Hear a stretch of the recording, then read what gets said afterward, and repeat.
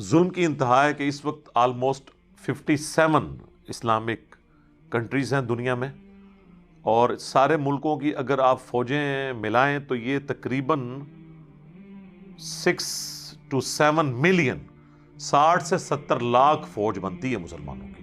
10 لاکھ تو صرف پاکستان کی ہے آلموسٹ،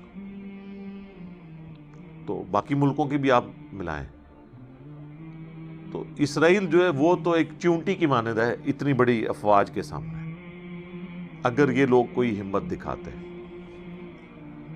انہوں نے وہی کیا جی، اجلاس بلا لیا OIC کا، جسے کہتے ہیں وہ OIC، organisation of Islamic countries, اور بس اس میں وہ قرارداد مذمت اور UNO کو بھی اپروچ کیا، لیکن وہاں پہ آپ کو پتا ہے امریکہ نے ویٹو کر دیا.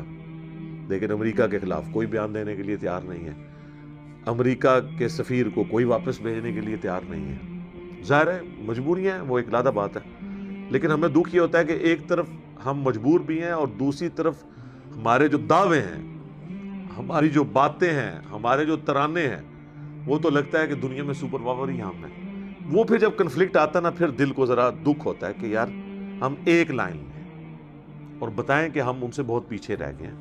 ہمیں کافی ٹائم چاہیے ان کا مقابلہ کرنے کے لیے، کافی کوشش کی ضرورت ہے. اب ایسی صورتحال میں جو عام مسلمان ہیں نا، وہ گلٹ کا شکار ہے. ان کے دل کے اندر ایک غم کی کیفیت آتی ہے کہ جی ہمارے اوپر کیا ذمہ داری ہے، جہاد تو نہیں فرض ہو چکا، قتال فرض تو نہیں ہو چکا. اور آپ کو پتہ ہے کتنی NGOs جو ہیں، نان گورنمنٹ آرگنائزیشن یا ان کو نان اسٹیٹ ایکٹر کہہ لیں، وہ لوگ انہوں نے تو بھرتیاں بھی شروع کر دی ہیں مجاہدین کی، اور جا کے ہم جہاد کریں گے. اور ظاہر جہاد کی خواہش تو ہر مسلمان کے دل میں ہوتی ہے. قتال جہاد کا اعلیٰ ترین درجہ ہے، اور یہ اسلام کی ہائیسٹ گڈ، سمم بونم، جو ایمینول کانٹ کی فلسفی میں ہائیسٹ گڈ، اسلام کی چوٹی ہے.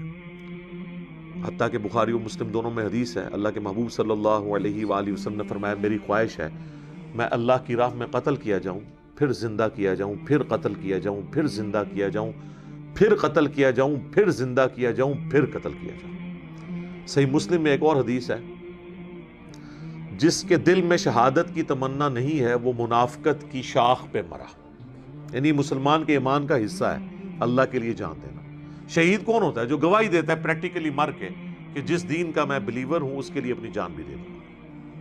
اور اس میں ایک اللہ نے آسانی رکھی ہے. صحیح مسلم میں ہی ایک اور حدیث ہے کہ آپ صلی اللہ علیہ وآلہ وسلم نے فرمایا